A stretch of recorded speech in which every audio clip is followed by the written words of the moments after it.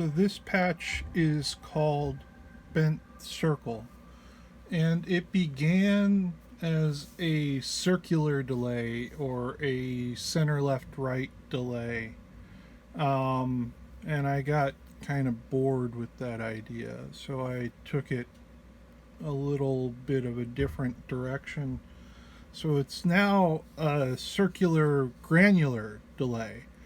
And basically, this isn't going to come through very well in this video because the microphone on my phone is monophonic, but it's a very stereo patch. So there's 3 delays. One is center, one is left, and one is right. And each of those delays has their own clock divider. I'll probably label these before I publish it. I didn't do that, but if you look in the direction, the one on the left is for the left delay, the one on the right is for the right delay, and the one in the middle up here is for the middle delay. And each of them can be pitched. But where it gets interesting is that the middle delay doesn't feed back into itself, it feeds into the left delay. The left delay feeds into the right delay, and the right delay feeds back into the middle delay. And so you can get these sort of circling, evolving pitch patterns and rhythmic patterns because of how the delays are feeding into one another. And that's really the heart of the patch is that feedback loop that goes around this circle. And the circle's bent because granular modules sort of parse everything up and repurpose it. Beyond that, there are a couple of controls. The first thing to be aware of is that the feedback control is highly dependent on what the other controls are set to, because I ran out of CPU. I might have done some compensation for this, but basically in certain settings, like when the grain size is very large, you have a control over grain size. It goes from let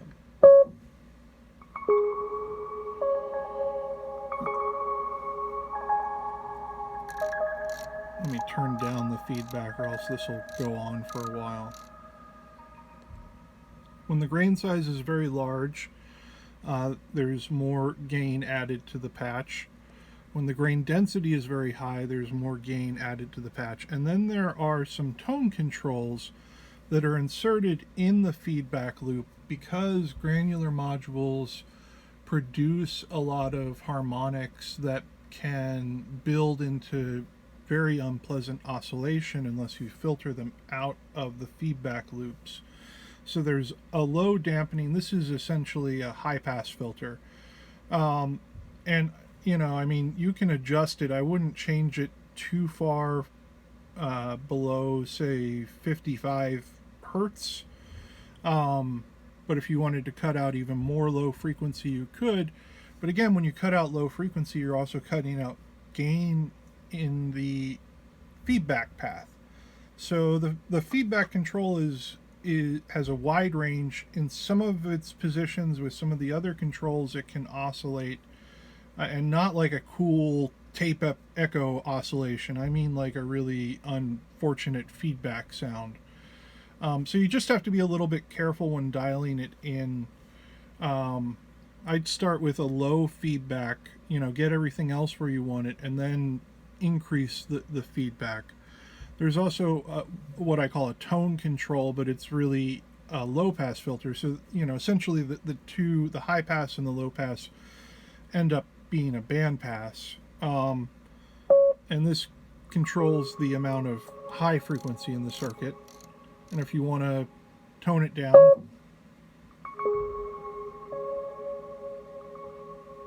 you can, but again, that's going to take gain out of the circuit and affect the feedback. So in certain circumstances, the feedback, may not be sufficient to get more than a couple of repeats out of it, even when it is maxed. In other positions, it may oscillate. And that's just something I want you to be aware of. So anyhow, there are controls for the tone, and there are controls for the grain size. The grain size goes down, from the sort of pleasant stuff to the really, I don't know, like almost ring modded tones, and into like robot beeps.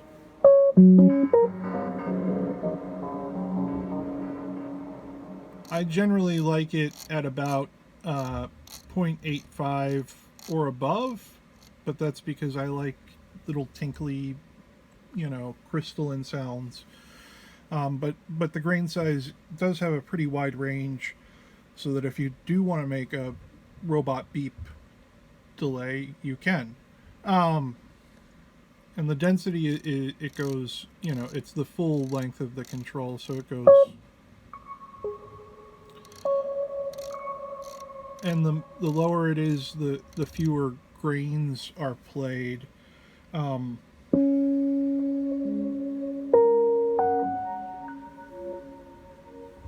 But that can produce some really sort of pretty tremulous sounds. And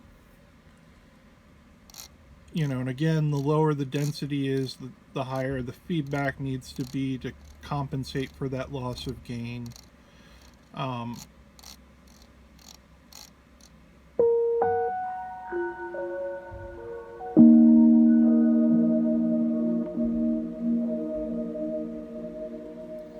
And the higher the density is, the more you may need to cut back the feedback. So I'm just going over this at too much length. But the idea is that the feedback is,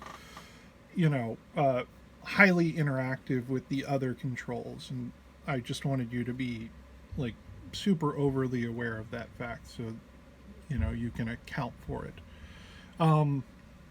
There's a Reverb Light that follows the delays. I was going to add diffusers to the feedback path, but it was too CPU expensive. So I just decided to use a Reverb Light to do my diffusion for me for all of the delay lines. So, that's pretty simple.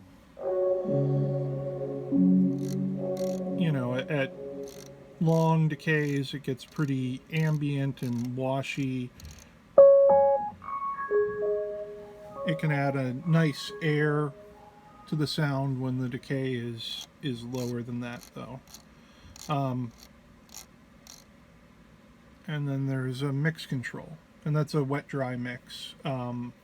So the reverb only affects the delayed signals. And then there are two additional controls that I need to label still, but they will be labeled by the time I release this. The first is this push button, and what it does, so you have this LFO here, you can control the rate, or the shape. Different shapes yield some interesting stuff. And when you turn it on, that LFO is directed to the position control of the granular modules. So you get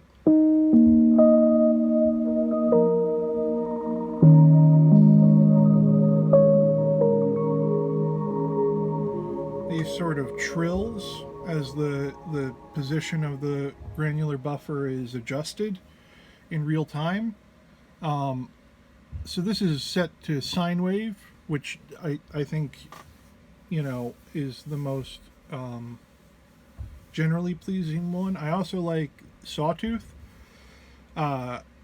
It can create almost, it's not quite a reverse, but it has this ability to sometimes capture a snippet and adjust the position in such a way that it feels like reverse. So you can turn that off or on. And then the left stomp switch over here is tap tempo. It also accepts MIDI clock. The middle stomp switch turns on what it is it's a freeze that is based on the bass tempo, not the clock divided tempos, but whatever the bass tempo is, it will randomly freeze one of the three buffers.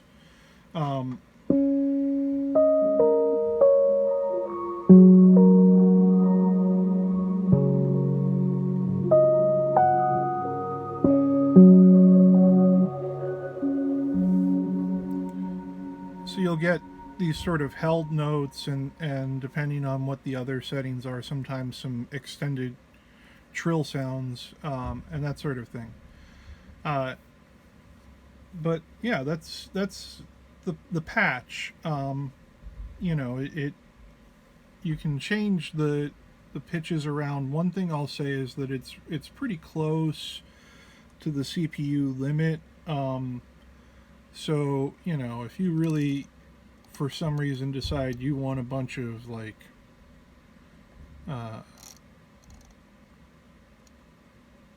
really pitched up stuff, it might come close to clipping.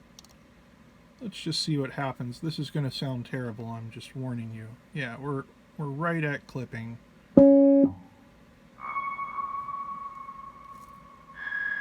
Yeah.